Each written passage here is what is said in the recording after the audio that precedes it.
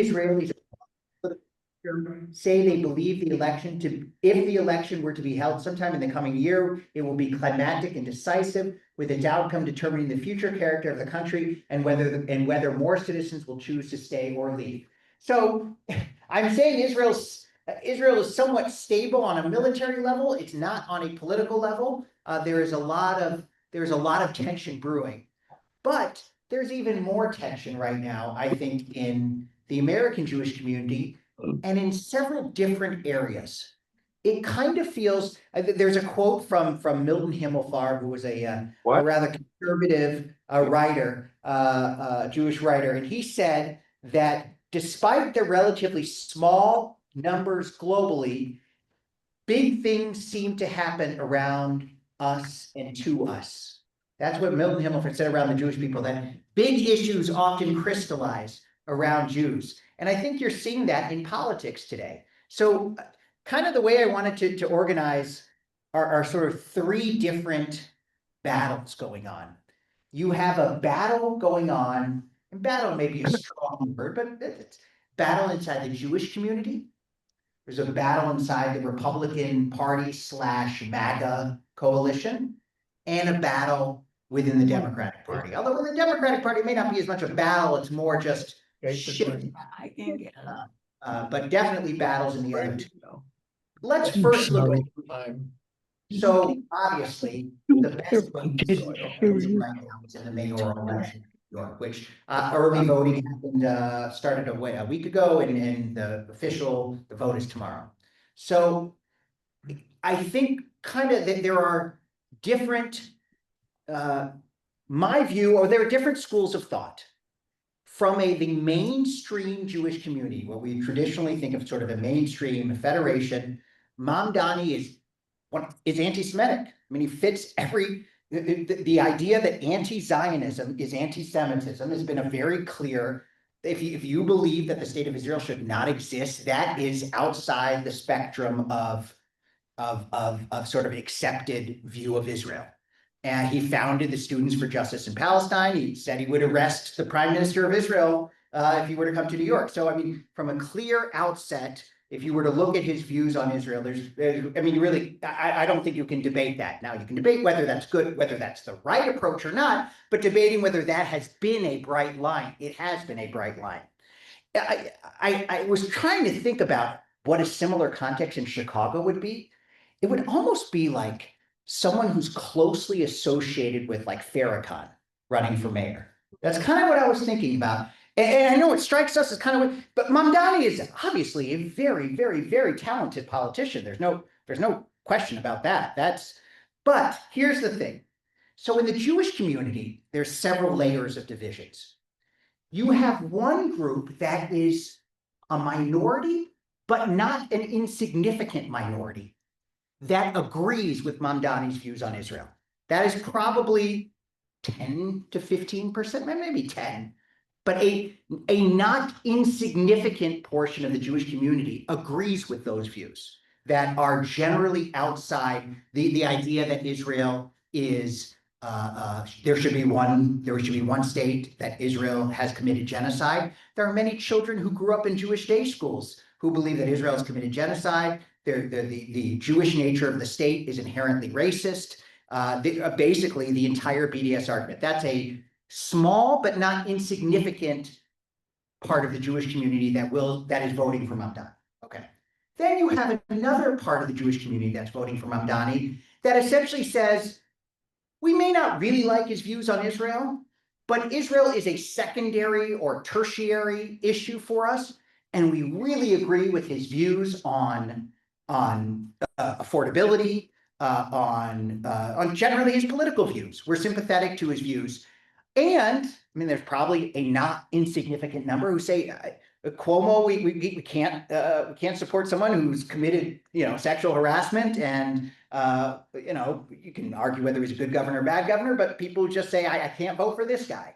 So while I don't like Mamdani's views on Israel, I generally like his other views, so I'm comfortable enough. And he's just running for mayor. He's not running for, so that's another set.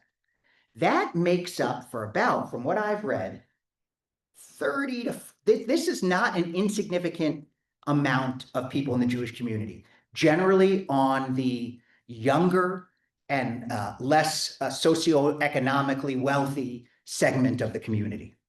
Then you have a larger segment of the community, probably the majority, that vociferously does not support him.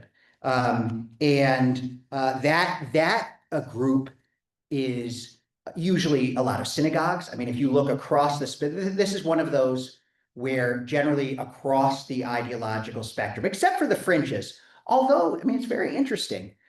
You know, it kind of clarified things for me just a week ago. Two rabbis, both of whom I truly admire and look up to. One of them was Rabbi Elliot Cosgrove, who was a rabbi at Anshe Emet before going to Park Avenue Synagogue in New York. It's a beautiful synagogue, and he's truly an extraordinary rabbi in every way.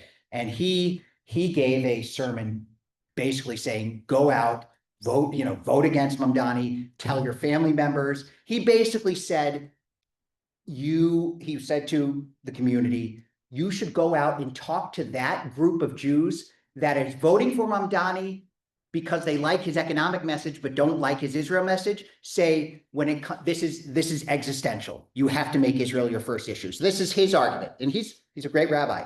Then you had another rabbi, Rabbi Sharon Kleinbaum, who started the LGBTQ synagogue, which is a very successful synagogue. And she has participated in Mamdani rallies. So there is, even amongst the organized Jewish community, there are some divisions. But I would say in general, if you want to look at it sort of 80-20, 80% of the sort of synagogue mainstream community is pretty firmly against it. So that's playing out big. I mean, that's really a huge division. And I think people are worried about that division in the Jewish community. Obviously we don't face a similar situation in Chicago, but there are still similar divisions among Chicago Jewish communities. I mean, it's not just in New York, it's playing out in a mayoral election, but the larger theme is playing out nationally because there is a growing split within the Jewish community. And I see it all the time. I mean, I started to see it a lot even 10 years ago, but I see it more. There is a kind of the division between sort of what we would call the progressive left, where Jews traditionally have been, has become much more anti-Zionist. And that part of it is simply because, Bibi Netanyahu has been associated with Israel. He's been the prime minister for so long. So in this world today, this is kind of an interesting, people say Bibi or Israel equals Netanyahu, Netanyahu equals Trump, therefore Israel equals Trump. And I don't, so there's a sort of, it's a kind of way of looking at the world. And that's obviously that's bad and it's not accurate. But that's how many younger Jews see it. So this is a tremendously important issue. By the way, there was actually a kind of similar controversy that played out in the Jewish community more than 50 years ago that involved one of the rabbis here or at Legacy Congregation Solel. Now, I believe he had already left to go to Yale by the time this played out, but I think it sort of started when he was here. In the early 1970s, there was a group called Brera, which is a Hebrew word that means choice. And this was the first group that had some clout and credibility that said Israel should negotiate with the PLO. That was still, the PLO was seen as a terrorist organization. This was the first group that said that Israel should try to negotiate. And it was squashed by the organized Jewish community. Generally, it had more power and influence, but Arnold Wolf was one of the founding rabbis of this organization. I don't think he made many friends that way, but that was sort of the beginning of this split, which has really accelerated. I mean, I listened to a very interesting interview where basically someone like Mamdani would not have been possible before October 7th. The way the story of Israel and Israel's role in America and the relationship between America and Israel was reshaped by October 7th. And initially it was positive and it's turned very negative, which actually brings us to the next division that I want to talk about. And that's the division that's growing right now. This is probably of all the divisions, this is probably the most timely and the most urgent. The Jewish division's urgent, but I think it'll take time to play out. But within the sort of MAGA Republican Party coalition, there's a very interesting, worrisome, confusing division playing out. So just to kind of explain it, I just want to be so the American Jewish community has traditionally been center-left, but there is a growing right-wing part of the Jewish community, and that right wing has allied itself with Christian Zionists. And the Christian Zionist movement has been tremendous in America. Evangelical Christians have been sort of, if you look at politics, have been the backbone of the Republican Party and the real kind of backbone of pro-Israel, of sort of the Republican Party's pro-Israel focus. There are a lot of reasons for that. And we could do a whole separate class on the origins of Christian Zionism, but it is a very powerful force. And its influence, though, within the sort of MAGA coalition is less than what it was before. And within the Republican Party and the MAGA coalition, there is kind of I would like to say it's kind of there's a fringe, and within that fringe, there's another fringe. Right? So there's a fringe of what we would just say are nationalists. I don't want to say white nationalists yet, but this fringe is nationalist. These are people who are generally isolationists, who say, we shouldn't be involved in foreign wars, we shouldn't be giving foreign aid. This is like Rand Paul. These are somewhat mainstream, but this is a significant group that are not fans of Israel, but you wouldn't say anti-Semitic. Then there's a fringe of that group, which is outright white nationalist and outright anti-Semitic. And that's a group that is really associated with someone named Nick Fuentes, who lives here in Chicago. He lives in his parents' house in the basement. I mean, it's sort of he's this caricature figure. He's a very strange figure, but we can discuss the history. But anyways, he's very good on TV, and he is a out and out anti-Semite. An out-and-out white nationalist who basically thinks, we should have a dictatorship and he has a pretty large following. And his following overlaps with the nationalist following. And this guy, Charlie Kirk, that's what I'm doing. Charlie Kirk kind of was able, because he was very skilled, he was able to keep the nationalist part of the MAGA base within sort of the mainstream while isolating the fringe. I mean, there was within conservative politics, there was a fight. There was a fight between the nationalists and the white nationalists. And Charlie Kirk kind of said, I'm going to side with the nationalists. But when he died, was killed, the sort of white nationalist faction gained more influence. And then we all know, we've heard of Tucker Carlson, who is obviously a very, very gifted, anchor person. He's very well spoken on TV and very widely respected.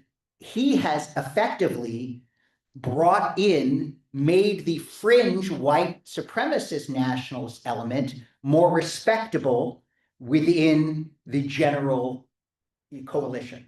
So essentially, this group that had been fringe, maybe some people winked at it. I think probably Trump sort of winked at it, but it was not really brought up. It didn't have representatives in polite society, kind of. Now it's really become mainstream. So the very strong pro-Israel element within the MAGA coalition is incredibly angry. And so there's this division going on that who's going to determine the future of the sort of MAGA coalition? Is it going to be the sort of Marco Rubio, sort of neoconservative pro-Israel or I mean, some people would not call it pro-Israel, but let's just call it for the sake of pro-current, current Israeli government? Or is it going to go the very sort of white nationalist route? One of Tucker Carlson's sons works for J.D. Vance. So, I think there's just all this kind of intrigue. It's a really, and it's not just intrigue, it's serious. It's very serious because within the Democratic Party, again, Marcia could probably speak better than me about this, but there is, within the Democratic Party, there are shifts as well. I mean, we all know this. It's not wrong. I mean, there are more and more voices that they may not be. We would not certainly not say anti-Israel, but question the current arrangement with Israel. So funny, as I was preparing for tonight, I thought back. I've been to one or two AIPAC conferences in my life, and I know I was at one. I think it was in 2011, and at that conference, I met, because they were on the same panel together, Hakeem Jeffries and Tom Cotton. Tom Cotton at that point was a congressman, wasn't a senator, and they were together on this panel. They seemed to get along great. They were both there for AIPAC, and now I think Hakeem Jeffries has said he's no longer going to be taking money. I believe that was so. And Tom Cotton is sort of one of their, is a very strong neoconservative. So you kind of, in that simple change, you can kind of see what's happened. And so if let's say the more white nationalist anti-Semitic element of MAGA wins out, and the current Netanyahu government or a successor stays in power, and the Democrat, let's say Democrats win, or there's a balanced government, Israel's left with no allies. If you think about it, I mean, then that's a bad situation to be in. Nobody wants to be in that situation, especially, as I said earlier, when there are so many. I mean, the future of Israel is kind of being determined right now. And if you think about it, we live in this is a truly transformative time in Israeli politics, American politics. There's also great cause for hope. I mean, there is some sense of hope that maybe this a sort of expanding the Abraham Accords across the Arab world, and some sort of, I was reading the Times of Israel earlier today. The UN is expected to approve the peace plan outline for some sort of Gaza authority. So maybe, I mean, so there are glimmers, but there are also a lot of real tensions and changes, and nobody kind of knows how it's going to turn out. It really, it's a nimble situation. So, okay, I've said a lot. So I bet there are a lot of questions, a lot of comments, a lot of opinions. I would love to hear. And if they're critical, people say, I disagree. I think Mamdani is not anti-Semitic. I'm perfectly happy to hear any. I mean, I am happy to engage everything, because this is truly important. Could you turn the volume down a little? It's incredibly loud. Okay. That's the first time we've heard too loud. Just push it, just don't keep. Yeah, I won't put my mouth so There you close. go. Okay. But what's the question? Or comment?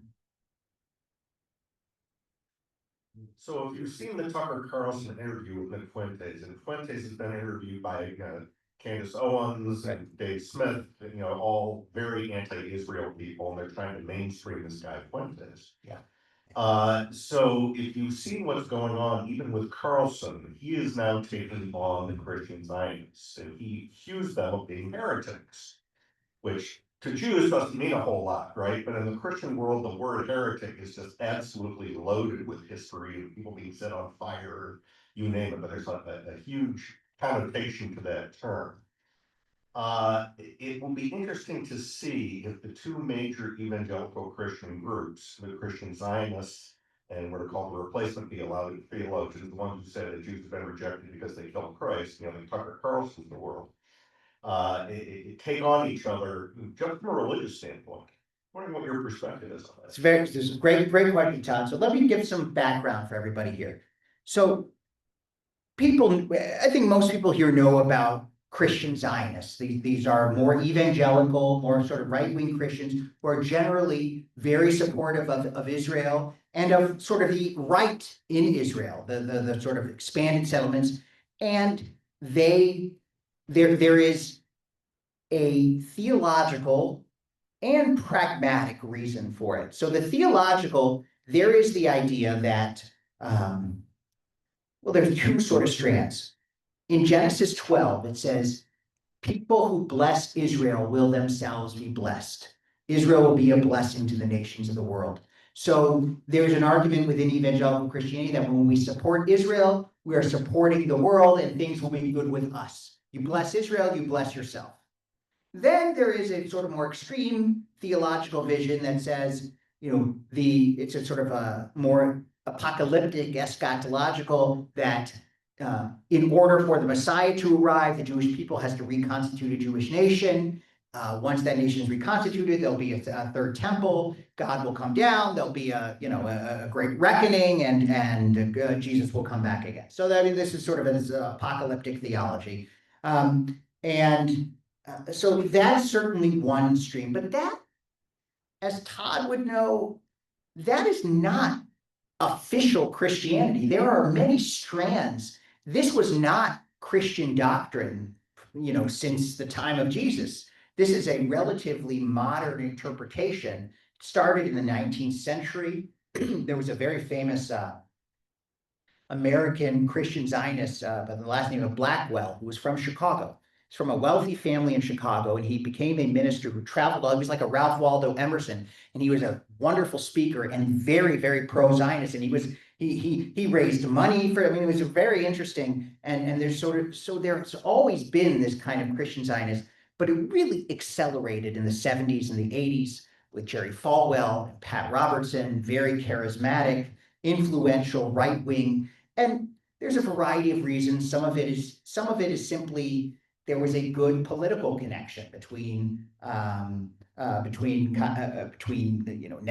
that sort of Likud settler movement, and evangelical Christianity. There's a variety of reasons. People would say democracy and freedom, and so whatever the reasons, it's been a very strong partner.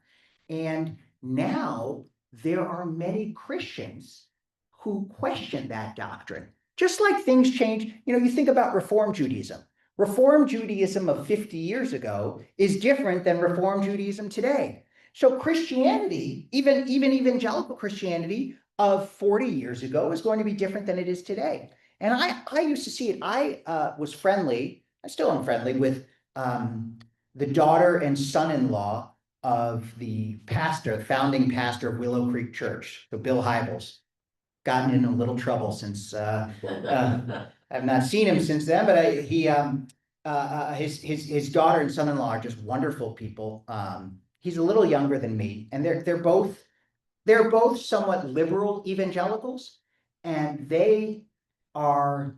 They've gone on lots of trips to Israel that really focus on the Palestinian areas and volunteering with picking olives against settlers. There is a strong element within the evangelical community that is less pro-Israel and more pro-Palestinian and sees it in moral terms. So that's one aspect of the sort of undermining of Christian Zionism. Then there is sort of the Tucker Carlson people who say, the Jews they're responsible for all the awful things that Christianity is fighting against. This is the traditional David Duke kind of anti-Semitism. Jews are cosmopolitan. Jews only think about themselves.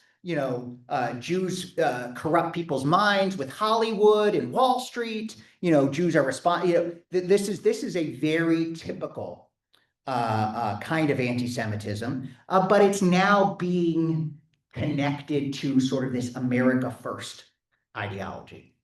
kind of Charles Lindbergh. I mean, the phrase America First is associated with Charleston. So this element, which was, again, always there within the MAGA coalition, but was not really influential. And in many regards, it's still not extraordinarily influential.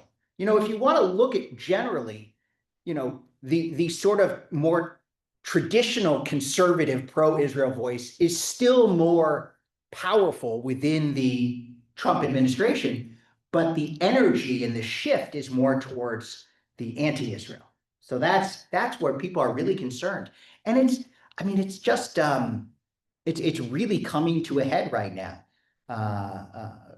Because I think some because of the Charlie Kirk, some because just of the power of new media. I mean, if you think there's really where people get information has shifted so much over the last 15 years.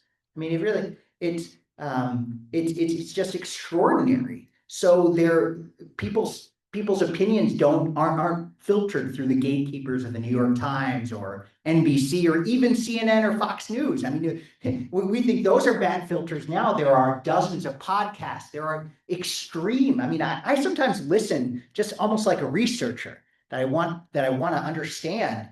And I was listening to one guy who, this was someone named Candace Owens, who's actually in fact, this might be an interesting. How many of you have heard of Candace Owens? Okay, so about half. Okay, this is very interesting. So Candace Owens, again, is a very gifted broadcaster.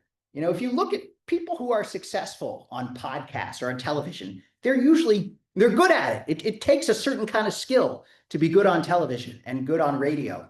And she has that in droves. She's very well spoken. And in around 2017, 2018, she became a very prominent voice within the conservative movement.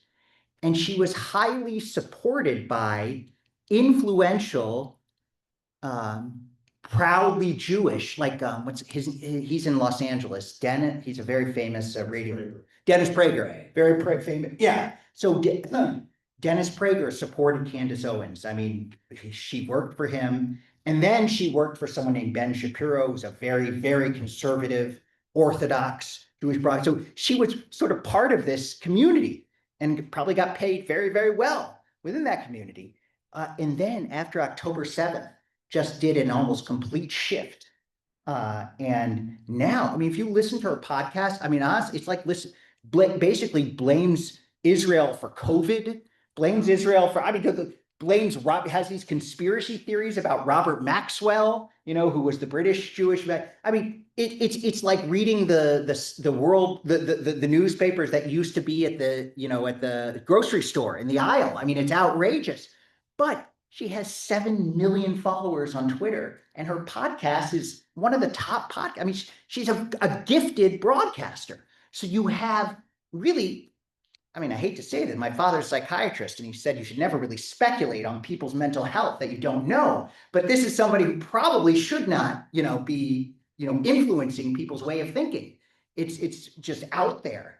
Oh, she's also being sued by the first lady. She has said that the first lady of France is actually transgender and it was not. She's nuts. It's really just sort of but she's very influential and was sort of platformed early. So in some ways you kind of have, it's not naive, you kind of have to laugh at sort of this craziness within the conservative movement, but it's because it affects Jews in Israel and our country, we have to be aware of it. So it's really it's a very precious time. It's a difficult time. Okay, more questions and more comments, questions. Yes. I guess why. So you mentioned. Sorry. No, they can't. There's almost as many people online. So you mentioned Hollywood, and I might be wrong about this, but I know, after October 7th, a lot of actresses, the Hollywood community came out. I'm trying. Came out in support of Israel. But there are a lot of people in Hollywood, actors, Jewish actors, others who are asking or imploring people to boycott the creative people in Israel. So where are the Spielbergs and et cetera, et cetera? Mhm. In your opinion, where are they? Why aren't they speaking out? Such an interesting question. I think the evolution of public opinion around October 7th has been kind of shocking. I did not expect it. You know, you had after October 7th, as you point out, there was really a lot of sort of mainstream Hollywood, politics, business, you know, support for Israel. You really saw it. I mean, except for I mean, a day after October, I think 2 days after October 7th, the DSA, the Mamdani political party, held an anti-Israel rally, I think already accusing Israel of genocide 2 days after October 7th. I mean, so there were some exceptions, but in general, there was a lot of support. I think the longer the war went on, and people see the images on television, and one could make an arguable case that Israel, I mean, I don't agree with it, but you could make a case that Israel did not fight the war in the best way possible. I happen to think you could say it was an ethical war, but regardless of what we think, our own personal views, the imagery and the feeling was of overt aggressiveness and lots of Palestinian deaths and lots of children's deaths. And so the longer it went on, I think the more people just said, can't this just be over? So I think that kind of, that shift in someone like Spielberg, obviously, I think it's very hard to take a stand, especially if you're somebody. Whatever Michael Jordan said, Republicans buy sneakers too. You know, where he wouldn't. I mean, and it's sort of true. It's everybody wants. I think. I mean, I think a lot of movies depend on foreign audiences, and the global audience is certainly not the most of the world does not hold a positive view of Israel. So I think there's a lot of pressure. And I wish it wasn't. I think that was part of Trump's goal in some ways, is just to get it out of the news. You know, there's whatever the peace deal, it's gonna just, you know, let it play out. But the longer the war went on, I think the more division there was. Yeah. Other comments, questions? What do we do about this? Yes, Sue, did you have that? God, I forgot what I was gonna say. I think one of the things that has me very troubled is that as far as Israelis are concerned, and there was just recently, I don't know if you saw in the New York Times Magazine, this huge article about the ultra-Orthodox, the Haredim. Yeah, Did you see that? I saw it. I didn't read the whole thing, but yes. Well, I did. I read the whole thing. And where do they stand on Oh. this? This is. Well, this is all another about army service. So Yeah. yeah, it's a hugely controversial issue. You know, I remember on my last trip to Israel, I remember talking with I was talking with the manager of the restaurant. Excuse me. Yeah. I just remembered what I was. Oh, good. Okay, I'll come. Okay, go ahead. Go, please. apologize for Go ahead. interrupting. Okay. So one of the things that has just come to my attention is that Jewish tourism to Israel is way down. Oh, for sure. Yes. Jews are not going to Israel, but there are huge groups of Christians that are traveling to Israel and taking tours. Well, that's exactly right. And that's why, whatever one says about Bibi Netanyahu, he is not a dumb person. He is extremely intelligent and savvy politically. You don't survive as prime minister of Israel if you're not savvy in that way. And so he kind of made a bet on the American Jewish community, and the American basically said, I don't really care what Reform and conservative Jews think. I don't care what they think because they're fair weather friends and they're dying out anyways. And they don't really have a constituency in Israel that I have to worry about. So, okay, I'll have meetings with them, but what they think is really, I'm betting on the Orthodox, the conservative, which have become much more MAGA, and evangelical Christians, who, as you know, they're the bread and butter of the tourism industry. That's why this division within the evangelical or the MAGA coalition is so concerning, I think. So I think now the Haredim issue, there since October 7th. I mean, think of all, if you're 45 or younger, you can be called up for reserves, I believe. And even older, you can do it if you're older, but I think if you're 45 or younger, it's mandatory, from what I remember. So the people are exhausted. People, I mean, now less so now as a people, but over the last 2 years, so many people have had to leave their jobs and their family. I mean, it's destabilizing society. Meanwhile, you have this humongous group that gets money from the government and doesn't do anything, or studies all day. Now, studies is actually, you just simply have to be enrolled in a yeshiva, whether people study, whatever they do. But it's what I was saying too, last time I was in Israel, I was talking with the manager of a restaurant and I was asking him about this issue. And he said, we don't want them in the army. Like he was sort of saying it's good that they don't serve. They don't want them as comrades. But I think that's changed.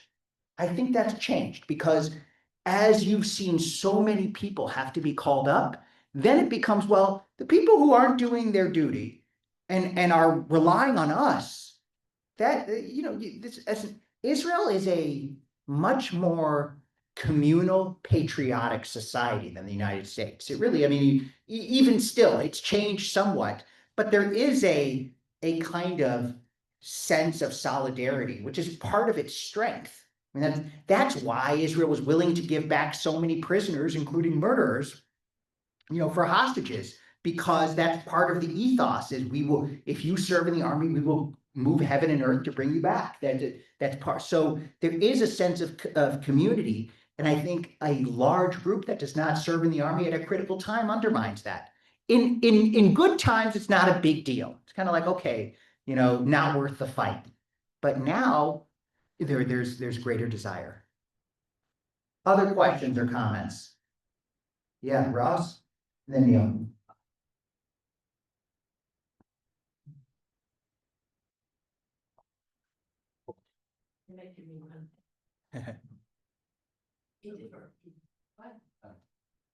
I don't know if you watched this weekend, the Republican, Jewish, whatever it's called. I listened to a little bit. I didn't watch, but I listened to it. Coalition. But it was interesting that the parts that I saw, every Republican speaker, which was Ted Cruz, some Reverend, and no, help me out, Todd. Who else? But the first thing they would say when they would, they'd say when they go on the stage is, "We don't hate Jews." It's obviously at the top of their agenda that, they're afraid of alienating Jews. And there's an awful lot of rich Jews that support the Republican Party. Same with the Democratic Party too. Yes, both. Huge. But I think more interested in the elections tomorrow. New York is New York. And it's not necessarily America, but there's two other interesting elections. And one is Virginia and New Jersey. And if the Democratic candidate in Virginia wins by 10 points, which is not out of the question, and New Jersey wins by more than 5 points, well, that will put the fear of God into the Republican Party. And I think you'll see a lot of shift. That's good. In the party because of that. Yeah. But to go back to your point about big money, I think that's an important issue, but I actually think it's shifting. In some way, again, Marshall, maybe in some ways, big money is a little less important. When you can raise millions and millions of dollars with small donations, the huge, well, $100 million from Miriam Adelson obviously is a huge, but it's the larger money donors, do they have less influence now within the parties, or are the parties just less? I mean, it seems to me that the idea that there is a small group of insiders that can guide a political party, I don't think it's really true anymore. It may be true in degrees, but there's the technology and the ability to draw money and votes from a much larger pool kind of changes that. Is that right? I agree totally. Yeah.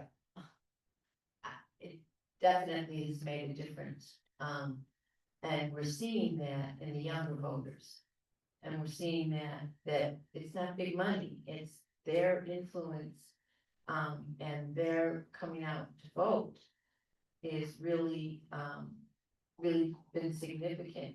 And it's not, and because you don't need to be on television, that's what you needed the big money for. Ah, So you don't need to be on TV if you're on these social medias that we're not seeing, or, my Good point. generation is not seeing. But that's where the youth, that's where the younger voters are getting all their information. So it's less costly to run a campaign with not having to do the big TV ads. so someone like Mamdani, traditionally, a New York mayoral candidate would need the support of Right. real estate But developers. he's got the younger people, he knew how to use social media. And I think that that's been the big change Hmm, in the political process is the social media. that's very interesting. So, this actually brings, I want to bring this to a Jewish angle because we're here at a synagogue, but this actually kind of reflects a difference in philosophy and history throughout the Jewish community.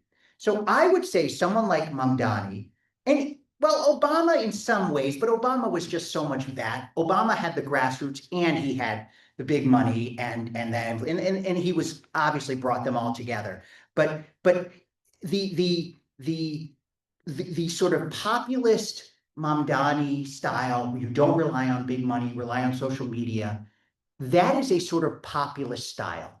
Whereas the traditional Cuomo style was big money behind closed doors. There was, and both parties did that. And in some ways, that same thing happened in the Jewish community. In the early 1900s, there were two major Jewish organizations. There was the American Jewish Committee, and that was the first one. That was founded by German Jews in, I believe it was 1906, if I remember correct. And it was in response to the Kishinev pogrom. Because they wanted more U.S. To be involved to condemn it or to help try to stop it. But in any case, the American Jewish Committee had an approach of behind the scenes. We will go and we will meet with President Wilson or a senator. We're not going to have a newspaper article about it. We're going to, it could be just a more diplomatic, tactful approach. It's big money, but it's not overt. Here, I'm going to give you $10,000, vote my way. It's more, you'll be respected within our community. So then there was another group that actually was led in many ways by Louis Brandeis and Stephen Wise and others that founded what's called the American Jewish Congress. And the American Jewish Congress said, we don't like the behind the scenes formal approach to the American Jewish Committee. We're more populist and democratic. And it was sort of an Eastern European German Jewish conflict in some ways, but it was more than that. It was about style and tactics. And I think that kind of similar division you could see playing out today. Cuomo kind of represents, at least from a Jewish perspective, this older style of politics, where you have someone who, another view of Mamdani is you could say, even if you like him and you think that's the direction the Democratic Party should go, being mayor of a city like New York is probably a bigger job than being president of some countries. That's a huge economy, agencies. I can't imagine what a big job it is.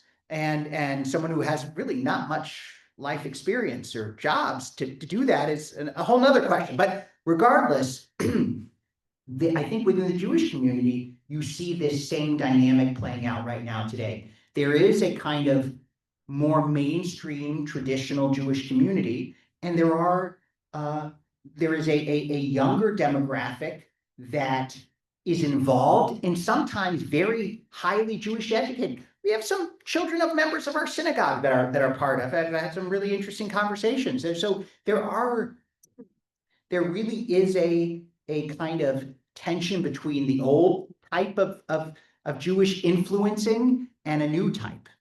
And I think Mamdani represents the new and sort of Cuomo represents the old.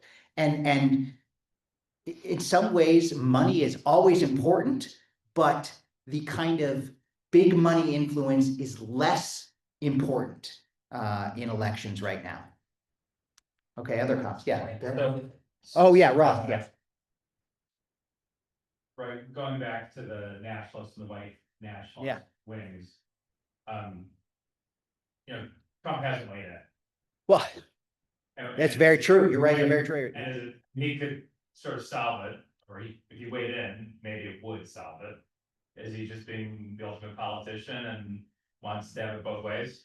Yeah, so I was thinking about that too. Why has Trump not, Trump could go publicly say, Tucker Carlson is a complete idiot. He has no place in the movement. And I think, I think there'd certainly be some people that side with Tucker Carlson, but obviously we all know Trump is very influential among his followers. That's just the way it is. And so I was thinking that my theory is basically, yes, he's a politician. He wants to see how it plays out. He wants to see who's going to win. Is it going to be the sort of Marco Rubio? He's kind of thinking, who's going to be my successor? Is it going to be the J.D. Vance sort of more white nationalist focus? Or is it going to be the traditional, yet also more edgy Marco Rubio kind of? And I think Trump obviously doesn't care about the morality of it. He simply wants to see which direction it goes. That's my theory. I could be totally wrong. He could come out. You're right. He could come out and take a side soon. I would say, in terms of how his government is arranged, he still is on the more traditional pro-Israel side. I mean, we saw with the dropping, attacking the Iran nuclear facility. So that's where I think it is right now. Yeah, Bill. 2 questions. Yeah. Let's move from the east to Chicago. You have 2 Jews who are considering runs for the presidency. Comment on that. And the second question is, you made a comment that the Reform Jews of 50 years ago and the Reform Jews of today are quite different. Could you elucidate on that? I meant more the style. Like if you went into a Reform synagogue, it could be Solel, it could be Lakeside, it could be North Shore, it could be, and it was a formal service, the music, it was mostly in English, and the whole style, people didn't wear yarmulkes, the whole style of Reform Judaism has changed. So I was kind of thinking, and it's much more, women rabbis. So I was kind of just using that as an analogy to say religions always change, even if they say they don't. Now, in terms of, I think, I think people will disagree on this. To me, I don't think the Jewishness of Pritzker is disqualifying for most people. I don't think so. I think for Shapiro it might be, because I think first of all, it's just a more Jewish name. It just is. And I think he's more overtly, Pritzker belongs to a synagogue and everything, but I think Josh Shapiro he went to Jewish day school. He's more active, he's just a more actively public profile as Jewish. But I honestly think they're both very, very good politicians, and I think that they could succeed. Now, let's just say, I think actually, if he's able to build a strong public profile, I think he'd be in a similar league, have that same kind of respect. Now, there will always be an anti-Semitic element. there's no, of course there will be anti-Semites. There's no eradicating it, just like there's no eradicating racism, and President Obama was elected twice. So have things changed so much? this is such a hard question, because we don't, it's hard to know what the lines are. I mean, I think people think that there could have been a female president, but maybe there's such an ingrained, patriarchy that there won't be a female president for 20, 30 years. I don't know. I didn't think that. I didn't think that 10 years ago. I didn't think it 20, but maybe it's true now. Whereas I didn't think 25 years ago that a Jewish person would be elected president, but I kind of think now, I do think, even though there's more anti-Semitism, there is a kind of within American culture, a greater acceptance of Jews. I mean, almost every president of the last few years has Jewish members of their family. I mean, not President Obama, but Biden, one of Biden's daughters, although I think they're divorced now, but Jews are more integrated into American life. So I could be too optimistic. I could be wrong. I'm sure there are people who disagree, but I don't think it's disqualifying. Yeah, Bill. The other name I was dropping in there was Rahm Emanuel. Oh, you did, yeah. He's my favorite of all, but I think he'd be a terrific president. This goes to sort of philosophy. I think there's a very interesting article in the New York Times that Ezra Klein just wrote, basically saying Democrats should do everything. Don't really pick a lane. Let it all go out. So you should have moderates like the guy in West Virginia, and you should have Mamdani, and they can all exist. And that's the only, you have to continue to build coalitions, and there shouldn't be purity tests, which there have been. So for a long time, what did Jack do with someone like Bob Casey, a Democrat who was anti-choice? No, it's interesting. How did you navigate that? Well, we looked at the total person of Bob Casey and his record and all of our other issues. And we talked to him about the choice issue. And we asked him before he would make a vote, would he can talk to us, and he did. So basically his voting record wasn't as bad as it could have been. Oh, that's interesting. So that's a great example. So you worked with him. Obviously, it wasn't like he is not pro-choice, therefore we are going to work against him. It was, let's look at the whole picture. And I think that's what this article said. I thought, he's a very persuasive writer, in my opinion. But it said we should allow all of that. Can you just remind us what did you do? I'll say it. Marcia was president of Jack PAC, which was a very influential Jewish Action Committee, which she led from the early 1980s, which was a very influential pro-Israel, pro-choice, pro-gun control, and other issues. Yeah, yes, and really worked with Congress people and senators all over the country. So pretty cool job. Other questions, comments? Yes. I heard, I don't know if it's true, I thought that the Israeli courts had said that the Orthodox had to serve. No, I think there are conflicting decisions. I think the Supreme Court, from what I understand, again, I'm not an expert in this, basically said the government has to make a decision. There are many powerful politicians that want people to serve, but the Orthodox, it's like a make or break issue. And this is where Netanyahu has so many conflicting parties he has to keep together, and he wants the Orthodox as part of his coalition. So he, won't push for a vote on military service, but he also, he can't give the Orthodox everything they want. So it hasn't really been decided.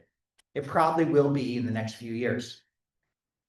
Yeah, so. Okay, I don't like to dominate this, but because I read that whole article Yeah. in the New York Times Magazine, this is what happened about the Orthodox serving. When Ben Gurion was the president of Israel, or the prime minister, whatever he was, Minister. prime minister. And at that time, he said the Orthodox didn't, because there were only 400. Yeah, that's There right. were only 400 of them.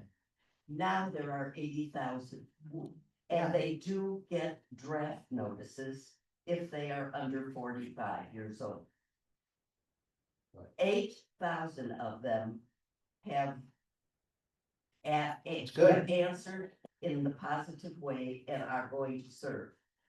But the rest of them, that is 72,000 Orthodox. Can you who imagine? are You refusing feel such a lack of are pride. refusing to go. They are not answering the orders that they got. It's just, first of all, I think you're right. We had a congregant that was very involved in this issue of Bernie Sussman. And, but it's interesting, the rabbis in those communities are extremely influential and they discourage service. So you said that's in part why there's probably more of them that want to serve. I would have, it seems shocking that you wouldn't have any sense of patriotism and commitment, but I'm sure there are probably more that want to serve, but the rabbis discourage it and you're shunned in the community if you do serve. I mean, it's horrible. So I remember when I was talking with this restaurant manager, he was telling me that the Haredi soldiers are actually very good at certain things. One of them is data analysis. Now, maybe a lot of that can now be done by AI, but you still need to have somebody who's sitting at the computer and processing. So the kind of rote tasks of technology, actually, you kind of need someone who could just sit in a chair and stare at a screen all day. That's actually a positive skill. So there could be some use, even if you don't want to go to the front lines. I think we also have to remember that the history of Israel was built in 1948. All of these Haredi and Satmar, they were against Israel, they were against Zionism. And I think that this making the Haredi go into the army is gonna bring down Netanyahu. Very interesting. Of course, You know, this and I is think gonna another set thing- up a cult and- oh, Sue said there were only 400, and I think that's right. And Ben Gurion probably, I think he thought that they're all gonna die out. Nobody thought that everyone would have 9 or 10 kids. I mean, in some ways, it's a beautiful, I mean, you know, I confess I have mixed feelings. In some ways, it's a beautiful thing that this ultra-Orthodox community reconstituted itself after the Holocaust. I mean, there's some beauty in that. But the lack of service is a huge issue. I mean, you would think that when somebody's committed to something, I mean, there's a beautiful teaching. If there's no bread, there's no Torah, which means if you don't have any resources, if you don't have enough to eat, then you're not going to be able to study. And so you have to form a society, but that's where we are. All right, I wish all of you a wonderful rest of the week. Hopefully we'll have some positive topics in the future. Thanks very much.